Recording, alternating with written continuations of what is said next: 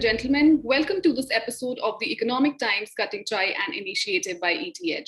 I'm your host, Dimple Bajwa, and I bring to you conversations with business leaders where we discuss their professional and personal journeys, hobbies, career experiences, sources of inspiration, among other engaging topics. Cutting Chai series is a platform that identifies leaders and brings out their traits, routines, and thought processes that makes these leaders stand out in the industry across sectors and verticals. And today I have been joined by a very special guest, an experienced and multifaceted professional with almost 2 decades of experience. Also, he is known for his ability of leading successful cross-continent and diverse teams. Without further ado, let me now welcome Mr. Pankaj Jain, Managing Director, State Street. Thank you for joining us, Mr. Jain. Thank you, Dimple. Thank you for having me on this Cutting Chai series of ETH. Pankaj, you have had an expansive career and have worked with some big organizations like, TCS, Lloyds, National Express, Royal Bank of Scotland, and Barclays, to name a few. You have donned several leadership hats and you played several roles and have had an experience of almost 2 decades. You also have been associated with State Street for 4.5 years now. It is great to have someone with such vast experience here with us today. So before we dive into questions like, your professional journey and career choices, I would like to know more about your early days in school and college, where we learned the early life lessons. Do you have any lesson or learning from those days, that has stayed with you forever? Yeah, that's an interesting question, Dimple. So see, when we were growing up through school and college in India, I think a couple of things that we learned probably subconsciously on our journey was to become resilient, right? Going to school every day, dealing with, the way the schools used to operate then. Schools now are very different, right? For kids who are growing up now to a certain extent. As we were growing up then, and as we went to college, led, 4 years in hostel through my engineering education, those were experiences where you built that resiliency, that ability to think forward, think ahead, right? What's going to come next and how are you going to deal with it, right? The pressures that came with both school and with college, which at the time were quite a drag, right? And, you always have these conversations, is this the right way to go through education and what have you? But actually, when I look back now, those trials and tribulations actually prepared me and many more like me for what life threw at us when we started our professional journey, right? Our careers don't work in a perfectly organized way. Not everything is pre-planned. A lot of things come as a surprise. So the school and college journey taught us that kind of resiliency. I think the other thing was optimal utilization of the limited resources we had, whether that was time or money. Right. Whether it was the little bit of pocket money we used to get as we were going to school or college, and how would we use it best, either for going and playing pool after college, or just spending it on things that we used to kind of indulge in at the time.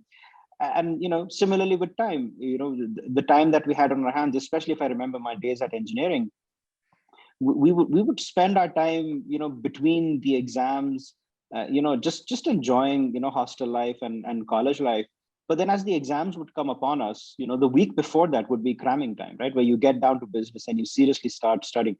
So you learn the art of compressing what you have to do in a short space of time, self-inflicted at the time, undoubtedly. But as we grew in our career, we realized that those situations can sometimes be inflicted by the environmental factors outside of us. So if something comes up, which then requires a 24-hour turnaround or a 12-hour turnaround, I would say we're not fazed by that. We may not like that, we may not appreciate that, but we're not fazed by it because we've done it before and we'll do it again. So those are two things that I definitely recall as learning experiences from our journey at school and college. Right. I agree. Your career graph, it has been very interesting and you have come a long way in your profession. You're a leader in your domain and you have an expertise in regulatory change, operational transformation, governance, and reporting, budgeting, forecasting, and general management. Here, I would want you to throw some light on how your professional journey has shaped up. How has your journey been from your first job until now? Yeah, so my first job was with Tata Consultancy Services, right? TCS, which started off in Mumbai. And as you can imagine, TCS back in 2002, a phenomenal software house. You join as a very junior software developer. Um, I think I realized very early in my career, probably within the first 3 months, that software development and coding wasn't really my forte. In fact, I don't think I could code to save my life.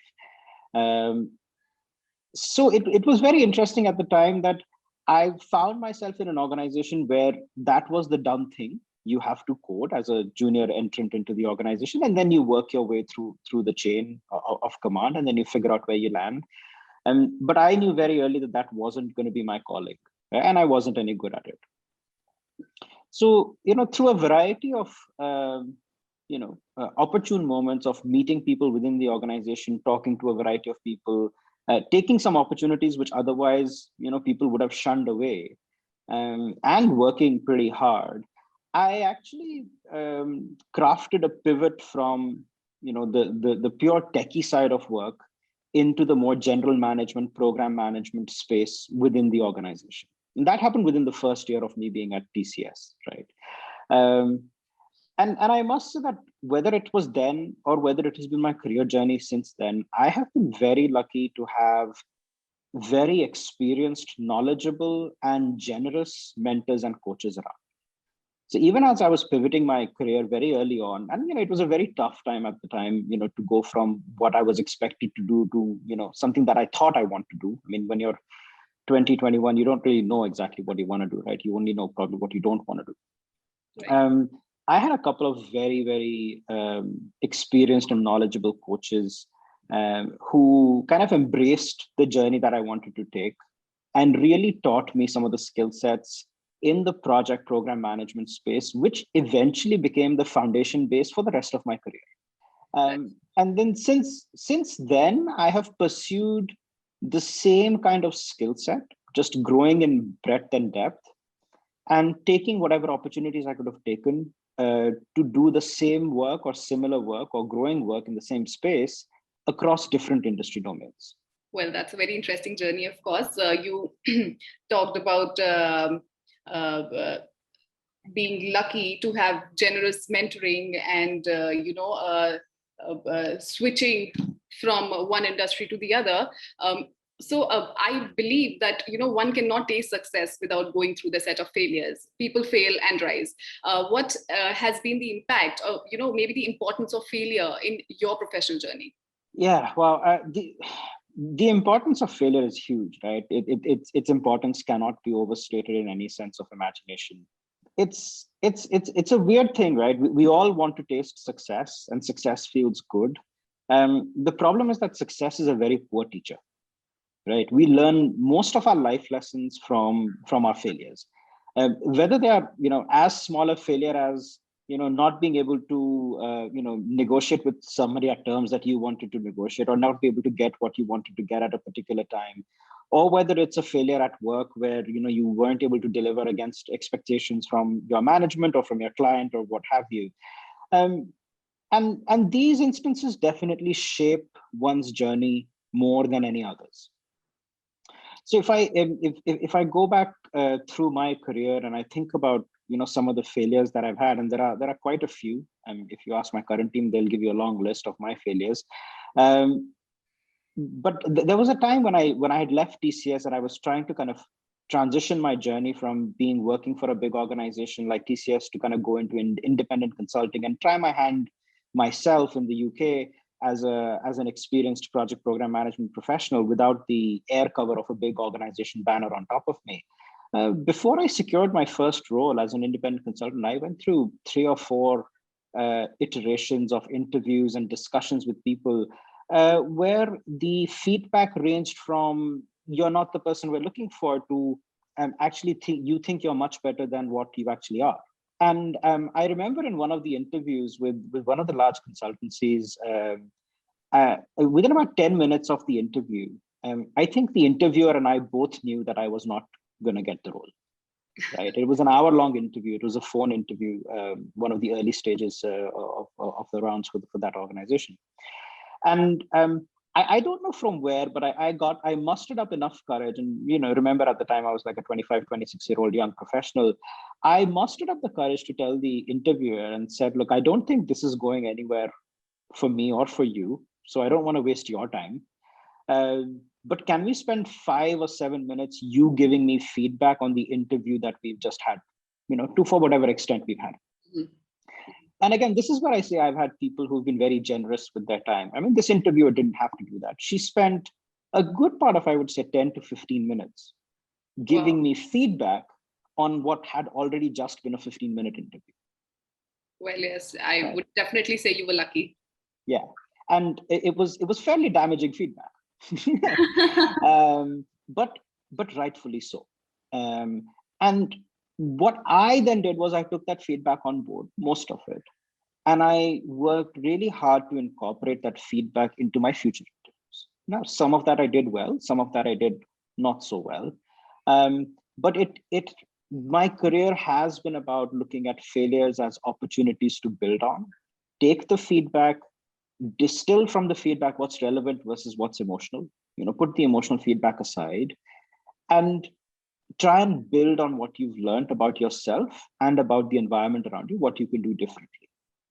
And the one other thing I'll mention, and this is something which I definitely try and tell my team, and I kind of pride myself in, is it's not just about learning from your own failures, right? Look around you and Right. learn from what other people are going through as well, both their successes and their failures. Because that way your learning and your ability to think ahead will grow exponentially. Right. I believe this is your mantra to success. So we have learned that you are passionate about developing leaders from within your team and have a continued focus on ongoing learning and development of your team, including mentoring and coaching opportunities. In today's busy times, you're giving time to build more leaders like yourself. It would be great if you shared some of the leadership skills and traits that you have, and you would want your team to inherit from you. Like you just mentioned one. Anything else you would want to share? I'm hoping that my team will turn out to be better leaders than I am, to be honest. No, but that's a fair question, right? So I would say if I think about myself, I, given the nature of work and the roles that I play, I am generally quite a demanding and strong-willed leader, right? Um, I'm extremely competitive in the workplace, right? Where I'm always competing for the next role or for the next big project or the next big initiative that's going on. Um, and that comes from a huge amount of passion and desire to do more in my space and do better, right? I actually thoroughly enjoy what I do. And and this is important, right? I don't do what I enjoy because, maybe I'm still figuring out what that is, but whatever I've been doing over the last 18 to 20 years, I've actually thoroughly enjoyed all of my roles, even when they've been going, south. But I've actually enjoyed those experiences. So I see myself as a leader who is passionate, who enjoys what he is doing. I enjoy the experience of building teams. I'm very passionate about building teams and helping them grow. And I can actually get very defensive about my teams in the workplace, which is feedback that I've had. Um, but again, as I said about my learnings from school and college, right? Learn to think ahead.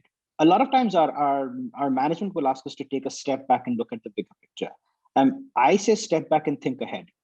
Right? Take a step back, look at the bigger picture, right? Get your head out of your silo, but then don't just think about what is happening, but think about what is next, right? And I keep telling my team, look at all of the organizational announcements, look at the market announcements that your firm is doing or your competitors are doing. In any large organization, you have town halls or conferences which are not a part of your team or your department. Attend those. Most of them are open to all, right? Go and attend those.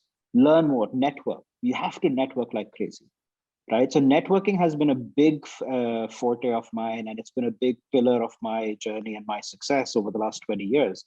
I guess I also ask of my team and myself to be fearless. If a new opportunity comes, if your gut tells you it's worth taking, take it. Because worst case, you'll fail, and best case, you'll actually learn from it. Ask as many questions as you want. I mean, I have been known to ask probably some very, very dumb questions in very, very public meetings, and had a few laughs out of it, but only to realize over a cup of coffee or tea afterwards that actually many people had the same question, right? And actually, it was worth asking. Right. And over the years, you develop that sense of, your gut feeling to say, when should I actually go ahead and ask the question, and when should I just probably wait, right? And as I said, right, network, right? You have to network, and through networking, you learn that opportunities don't always knock on your door. Sometimes you have to open the door, go outside, and create the opportunities for yourself, right? You have to manufacture the opportunities through talking to people, putting yourself out there, joining the dots, and as I said, thinking ahead. Right. So we also got some wonderful insights there. As we are headed to the end of this interview, I would like to ask you one last question. I would like to know, what does a day in Mr. Pankaj Jain's life look like? I know there's a lot of work, but here you can share your hobbies, or any engaging activities that you like to indulge in post your work, or maybe on weekends with family or with friends. Yeah, so the pandemic has definitely put an interesting twist to what we do in our personal lives, right? And somebody else coined this term, but I use it frequently. We've gone from working from home to living at work. Right. So look, we as a family, we made a transition about a year and a half ago from the UK back to India. So I had been in the UK for a good part of 15 years. My wife had been there with me for a good part of 11 years. We came back a year and a half ago. Despite the pandemic, and we're in Bangalore at the moment. So despite the pandemic, I would say that we have spent a good part of our free time, whether it's on the weekends or early in the mornings or late in the evenings, whenever there is time where all of us are free, to actually do a little bit more to explore Bangalore and the places around where we are, right? Just explore the sites, the natural beauty. The southern part of India is rich with temples and history, from that sense. So to explore those, obviously in a safe and secure way, right? Given the pandemic. Right. I'm a great fan of eating and cooking. So we spent a lot of time doing both at home, especially when the shutdown was was at its peak, and we were all self-sufficient, or we were trying to be self-sufficient. So those are some passions, those are some hobbies. I've got a 5-year-old son, so any free time goes to playing with him, or learning with him. So yeah, that's kind of how we've been spending a lot of our time trying to reconnect with friends, right? Not only just to connect with them and have a chat with them, but also to reach out and make sure that how are they doing, right? I mean, as you guys have covered in your series as well with other speakers, the physical fitness is as important as the mental fitness, or maybe even mental is even more, right?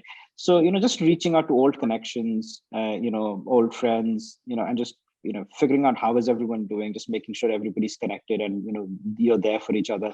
So that's taken the time over the last few months, and I'm hoping that once the pandemic cloud lifts and things go back to a little bit of normalcy, even though I think we'll always remain in this hybrid state of working from home versus working in the office, that we're able to continue to do that and expand on those activities.